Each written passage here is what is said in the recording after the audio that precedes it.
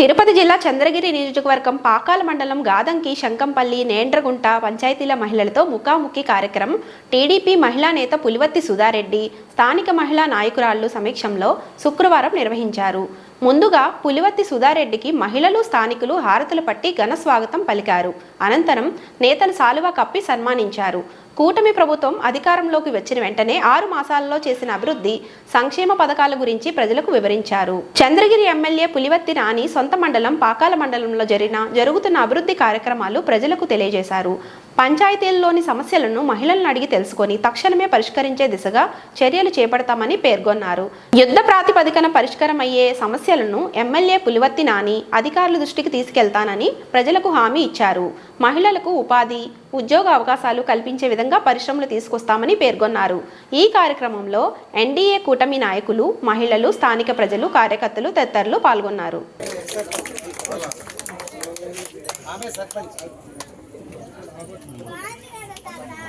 ప్రవీణ్ గారికి, బొలినేని ఈశ్వర్ చౌదరి గారికి కూడా స్వాగతం, సుస్వాగతం. క్లస్టర్ ఇన్ఛార్జులు చలపతి నాయుడు గారికి. రాష్ట్రంలోనే పెద్ద నియోజకవర్గం ఇది, సో చాలా టైం పడుతుంది నాని గారికి. నేను అందుకే ఈ రోజు నుంచే స్టార్ట్ చేసా. ప్రతి పంచాయతీ చోట వచ్చి కూర్చుంటే మనకి కష్ట నష్టాలు మీరు చెప్పగలిగితే మనకు తెలుస్తాయి. నా పరిధిలో, ఇక్కడ లోకల్ పరిధిలో ఉండేది అన్న వాళ్ళు చేసేస్తారు. లేదు ఎమ్మెల్యే గారి దృష్టికి తీసుకెళ్ళేదంటే నేను నాని గారి దృష్టికి తీసుకెళ్తాను. ఇది వ్యాలిడ్ పాయింట్, మనం ఇది చెయ్యాలి కూడా. మనం ఎప్పుడు కూడా విద్య, వైద్యం అనేదే పెద్దపీట వేస్తున్నది. అండ్ ఇది వెరీ క్రూషియల్, అంటే చాలా ఇంపార్టెంట్ ప్లేస్. ఇది హైవే ఉంది కాబట్టి ఇది ఒక పొజిషన్ ఇక్కడ ఉండాలి. లేదు చేద్దాం. అంటే ఎక్సెస్ స్టాఫ్ పాకాల్లో ఉన్నారా? స్టాఫే లేరా?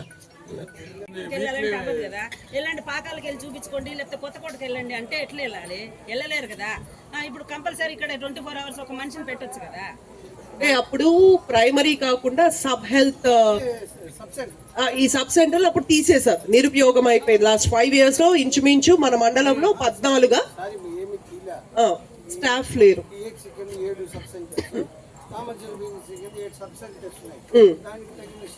స్టాఫ్ లేదు.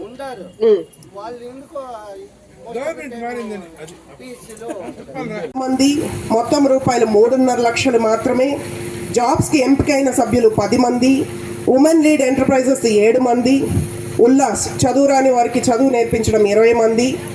PMJJBY PMSBY 307 మంది, అంటే 307 300 టైం స్లాట్ ఇచ్చినప్పుడు చేస్తాం.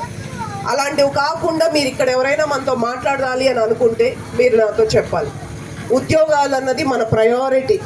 సో మొన్న మనం ఒక జాబ్ మేళా కండక్ట్ చేసాం నారావారిపల్లిలో, మొట్టమొదటి జాబ్ మేళా.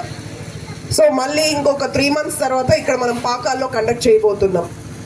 అంచెలంచెలుగా, అంటే మన రాష్ట్రం వెనక్కి వెళ్ళిపోయింది, కుదేల పడ్డది, నియోజకవర్గం కూడా డెవలప్ కాలేదని మీరు మనకు అవకాశం ఇచ్చారు. సో మీరు ఈరోజు చూడొచ్చు, రోడ్స్ వేస్తున్నారు, సమస్యలు తీరుస్తున్నారు, డ్రైనేజెస్ వేస్తారు, మేజర్ పనులు జరుగుతూ ఉన్నాయి. ఉద్యోగాలు కూడా అంచెలంచెలుగా మన బాధ్యత మనం నిర్వర్తిస్తాం, చేసుకుంటూ వెళ్తాం. సరే, సమాఖ్య ఏర్పడిన తేదీ 13/10/2003, గ్రామ సమాఖ్యలు 2, మొత్తం కుటుంబాలు 484, గ్రూపుల్లో చేరిన కుటుంబాలు 465, గాదంగి పంచాయతీలోని మొత్తం సంఘాలు 51, పంచాయతీలోని మొత్తం సంఘ సభ్యులు 507, లింకేజ్ పొందిన సంఘాలు 13 సంఘాలు. మొత్తం రూపాయలు రుణంగా మనం తీసుకున్నది 1,94,70,000 ఉందంటే ఇంచుమించు 2 కోట్ల రూపాయలు. శ్రీనిధి పొందిన సంఘాలు 16 సంఘాలు. శ్రీనిధి పొందిన మొత్తం సంఘ సభ్యులు 54 మంది. మొత్తం రూపాయలు 29 లక్షలు. ఉన్నతి పొందిన సంఘాలు 2 సంఘాలు మాత్రమే. సో ఇక్కడ నాకు ముద్రా లోన్ పొందిన సంఘ సభ్యులు 1 సభ్యురాలు, 1,00,000 రూపాయలు మాత్రమే. సో మిగతా వాళ్ళు మనకి లోన్స్ రాలేదా, మనకి లోన్స్ అప్రోచ్ అయితే ఇవ్వమని చెప్పారా, పోనీ వీటి గురించి మీకు అవగాహన ఉందా లేదా అన్నదే ఈ మీటింగ్ ముఖ్య ఉద్దేశం.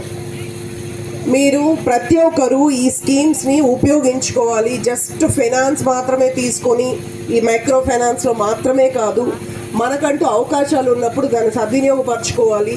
కొన్ని వ్యాపారాలు ఏవైనా పెట్టుకోవచ్చు, దానికి ఎస్టీ అలాంటివి లేదు, ఏ కులాల వాళ్ళైనా తీసుకోవచ్చు అనే ఐడియా ఉందా మీకు? ఉందా? ఇప్పుడు మనం చదువుకునే పిల్లలు ఉంటే ఒక షాప్ పెట్టుకోవాలో, ఒక మ్యానుఫ్యాక్చరింగ్ యూనిట్ పెట్టుకోవాలో అంటే సపోర్ట్ చేస్తారు అనే అవగాహన ఉందా మీకు? ఉందా? అందరికీ ఉందా? ఇక్కడ ఎవరైనా లబ్ధి పొందిన వాళ్ళు, మాట్లాడే వాళ్ళు ఉన్నారా? ఏమ్మా, ఎవరు మాట్లాడతారు? మీరు మాట్లాడతారా? అంటే మహిళలంతే, మనం సపోర్ట్ చేద్దాం, మనకున్న అవకాశాన్ని మన కుటుంబానికి సపోర్ట్ చేద్దాం. ఈ మీటింగ్ అయ్యాక కూడా మీరు పబ్లిక్గా చెప్పలేనివి కూడా నాకు వచ్చి మళ్ళీ పర్సనల్గా మాట్లాడండి. మీకు ఎవరి వల్ల అయినా ఇబ్బంది ఉందా, మీ గ్రూప్ లీడర్ల వల్ల ఇబ్బంది ఉందా, మీకు లోన్ రాలేకపోయిందా అనేది దయచేసి నాకు చెప్పండి. మనం ఇక్కడిక్కడే దాన్ని సార్ట్అవుట్ చేస్తాం. ఓకే? మైక్రో ఎంటర్ప్రైజెస్ అనేసి ఫుడ్ ప్రాసెసింగ్ యూనిట్కి మీరు చిన్న జ్యూస్ షాప్ పెట్టుకోండి, వాటికి కూడా మనం ఫైనాన్స్ చేస్తారు. ఎంత చిన్నదైనా పర్లేదు, మీరు బుట్టల్లో అమ్మినా కూడా పర్లేదు, షాప్ పెట్టుకున్నా పర్లేదు, ప్రతి దానికి మనకి సపోర్ట్ ఉంటుంది.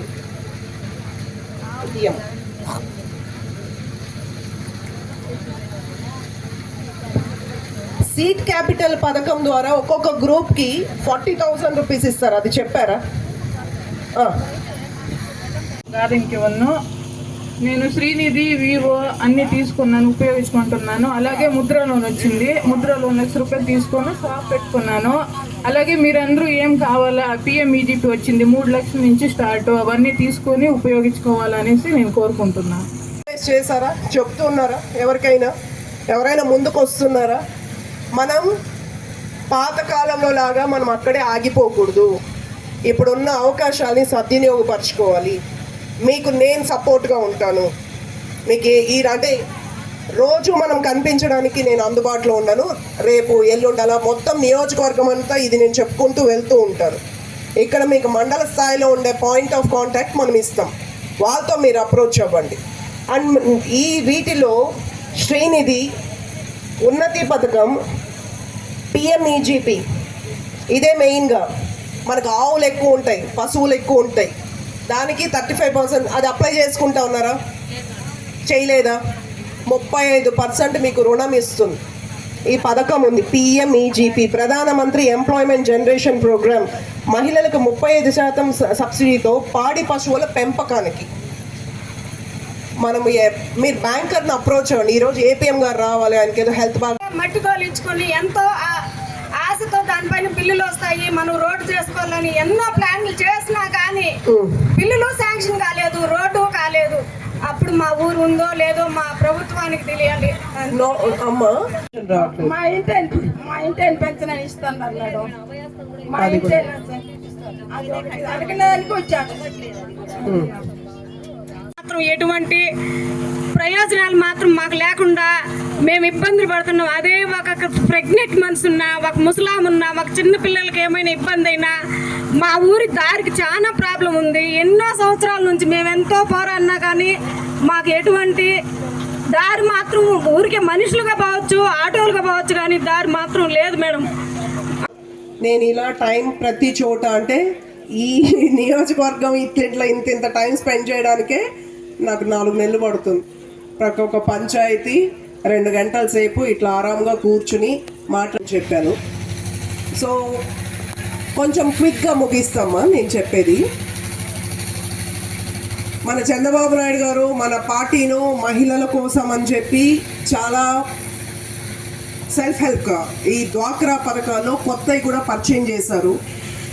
నేను ఎక్కడికి వెళ్ళినా ఎప్పుడు చూసినా ఒక్కటి మాత్రమే ఉపయోగించుకుంటున్నారు. ఏంటి? సంఘంలో ఈ మైక్రో ఫైనాన్స్ ఒక్కటి 50,000, 1,00,000, 2 లక్షలు తీసుకురావడం, అది మన పిల్లల చదువులకు వాటికి ఉపయోగించడం మాత్రమే చూస్తూ ఉన్నాను నేను. సో అలా కాకుండా చాలా పథకాలు ఉన్నాయి.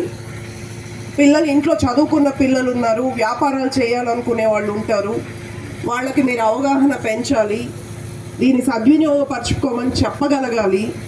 అందుకనే నేను ఇక్కడికి వచ్చా, ఇవన్నీ మీకు ఎక్స్ప్లెయిన్ చేద్దామన్నట్టు. ఇంకా ముఖ్యమైన మాట ఏంటంటే ప్రభుత్వ పరంగా మనకు రావాల్సిన పథకాలు అనేది ఈ జూన్ కల్లా వస్తుందని చంద్రబాబు నాయుడు గారు కూడా చెప్పారు. మనం చూస్తూ ఉన్నాం.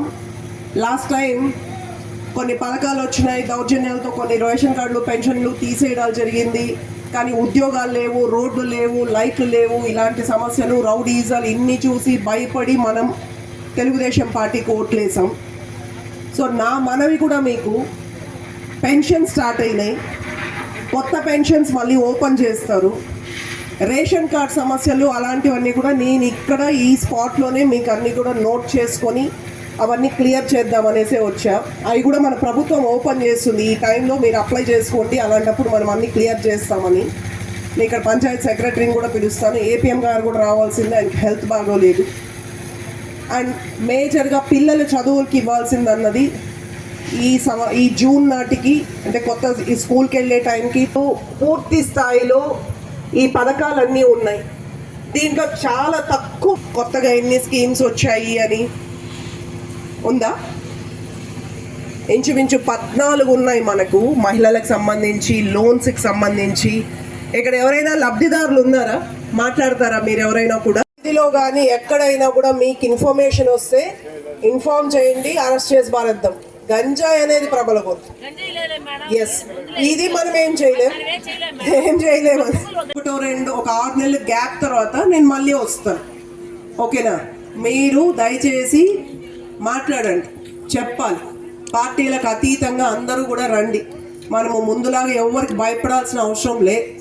ఆ భయపడే సిస్టాన్ని తీసేసాం మనం. స్వేచ్ఛగా అమ్మ నాకు ఇది ఉంది, నాకు ఇది ఉంది అంటే నా చేతుల్లో నా శక్తి కొద్దీ మన ఎమ్మెల్యే గారికి చెప్పే అన్ని పనులు ఏమైనా ఉంటే నేను చేసి పెడతాను మీకు. నేను డోగరాలో చేరి, సంఘంలో చేరి అన్ని రకాల రుణాలు పొందాను. అది తీసుకొని నా పిల్లలు చదివించుకుంటూ నేను ఒక సంఘ సభ్యురాలను అనే గుర్తింపు కూడా నేను సంపాదించుకున్నాను. ఈ పొద్దు నేను ఎక్కడికి వెళ్ళినా 10 మందిలో ధైర్యంగా మాట్లాడుతాను అనే ధైర్యం కూడా నాకు వచ్చింది. ఒక సంఘంలో లేనప్పుడు నాకు చాలా భయము, నేనేమి మాట్లాడలేను, ఎవరేమంటారో ఏమో అనేది నాకు చాలా ఇబ్బందిగా ఉండేది. కానీ ఇప్పుడు సంఘంలో చేరినాక నాకు అనేది ఒక ధైర్యం వచ్చింది, ఎవరితో ఎలా మాట్లాడాలి ఏమి అనేసి. నేను సంఘంలో చేరిన వెంటనే గ్రామ సంఘంలో కూడా అధ్యక్షురాలుగా నిలబడాను. మళ్ళీ అలాగే మండల సమైక్యలో కూడా అధ్యక్షురాలుగా ఉన్నాను. అన్ని రకాల రుణాలు పొందాను. అన్ని విషయాలు నాకు తెలిసిన ప్రతి విషయము నేను మా గ్రామ సంఘంలో కానీ మండల సమైక్యలలో కానీ ప్రతి విషయము నేను అన్నీ చెప్తాను. ఇలా చేసుకోండి, అలా ఉంది మనకి, మన ఎస్సీ ఎస్టీ కానీ ఎవరికి కూడా కానీ లోన్లు అనేటివి ప్రతి ఒక్కటి ఉన్నాయి, తీసుకోండి, చేసుకోండి. సీఎం గారి కోరిక ఈ విజయవాడకు కూడా వెళ్ళాను నేను మా జిల్లా సమైక్య తరఫున. బాధ్యత మనలో ప్రతి ఒక్కరికి ఉంది. ఎస్పెషలీ మహిళలుగా మన బిడ్డలు పాడైపోతే మనమే దాని జీవితాంతం వాళ్ళని పోషించాల్సి ఉంటుంది. సో ఆ ఇన్ఫర్మేషన్ ఇవ్వండి. ఎవరు కూడా ఈ చుట్టుపక్కల అలాంటివి ఏవి చేయకూడదు. మామూలుగా ఈ చెక్ పోస్ట్లో పడుతూ ఉంటారు. సో నాకు ఒక డౌట్ వస్తుంది, ఏంటి ఇక్కడ ఏమైనా అమ్ముతుంటారా ఏందా అని. ఓకే ఈ హైవే అలా చోట్ల ఎక్కడ ఉన్న ఏదైనా షాపుల్లో ఉందన్నా మీరు దయచేసి ఇన్ఫర్మేషన్ ఇవ్వండి. అంటే తాగేదాన్ని మనం ఆపలేం, గంజాయి అయితే పోలీస్ కేసులు పెట్టాలి. మాట ఇస్తున్నారు కదా, ప్రతి ఎలక్షన్ వచ్చినప్పుడు మాట ఇస్తున్నారు. ఏమని? మద్యము నిషేధము అని మనం చెప్పలేదే. మద్యపాన నిషేధం చెప్పినా ఎవరు చెప్పినా మనం ఏ రోజు చెప్పలేదు. అప్పుడు చెప్పారు, చెప్పి ఇంకా వికృతంగా కల్తీ సారాయి తాగి ఇంకా చెడిపోయింది జరిగింది. ఇప్పుడు వాటిని సరిదిద్దుతారని చెప్పారు తప్ప మద్యపాన నిషేధం అని ఎక్కడ ప్రపంచంలో ఎవరు చెప్పినా అది అబద్ధమే అవుతుంది. మనం ఎప్పుడు మాట ఇవ్వలేదే.